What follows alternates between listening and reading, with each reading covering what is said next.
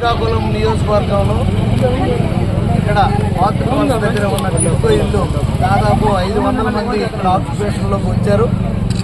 అయితే వీరికి మౌలిక వసతులు కానీ ట్రాన్స్పోర్టేషన్ కానీ చాలా ఇబ్బందులు పడుతున్నారని తెలిసింది. ఎలక్షన్ ముందు నాకు అడగడం జరిగింది.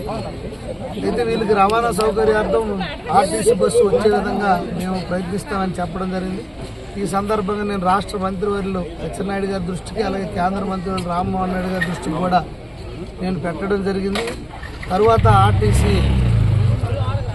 ఆర్ఎంఓ గారు అలాగే డిఎం గారు అందరితో మీటింగ్ పెట్టి వారికి నేను నిర్ణయించుకున్న వెంటనే తక్షణమే వారు వచ్చి దీన్ని మొత్తం ఈ ఇన్స్పెక్షన్ చేసి ఈ రూట్ని వెంటనే అప్రూవల్ చేసి ఈరోజు బస్సు కూడా ఈ టిడ్కో కాలనీ నుండి ప్రారంభించినందుకు ముందుగా ఆర్టీసీ అధికారులందరికీ కూడా శ్రీకాకుళం ఆర్టీసీ డిపో మేనేజర్ గారు మల్లికార్జునరావు గారికి, ఆర్ఎంఓ గారికి అందరికి కూడా పేరు పేరున నా హృదయపూర్వక ధన్యవాదాలు. అలాగే అచ్చెన్నాయుడు గారికి, రామ్మోహన్ రెడ్డి గారికి కూడా ప్రత్యేకమైన అభినందనలు, ధన్యవాదాలు తెలియజేసుకుంటూ ఈ అవకాశాన్ని ప్రయాణికులందరూ కూడా ఉపయోగించుకొని మళ్ళీ బస్సు సక్రమంగా తిరిగేటట్టు అందరూ సహకరించాలని కూడా కోరుకుంటూ, ఇంకా ఏవైతే మౌలిక వసతుల కల్పన రేషన్ డిపో కానీ అలాగే కొన్ని దగ్గరలో స్నేక్స్ అవన్నీ వస్తున్నాయి, అక్కడ జంగిల్ క్లియరెన్స్ లేదన్నారు, వాటి మీద అలాగే వాటర్ కానీ పవర్ కానీ అన్ని విషయాలు ఇక్కడ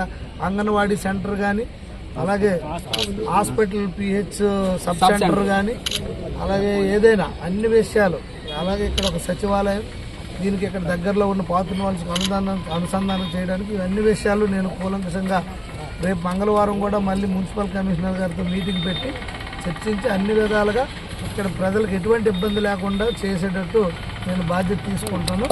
మీరు కూడా అందరూ ఈ బస్సు సక్సెస్ఫుల్గా రన్ అయ్యేటట్టు అందరూ సహకరించాలని కోరుకుంటూ అందరికీ ధన్యవాదాలు.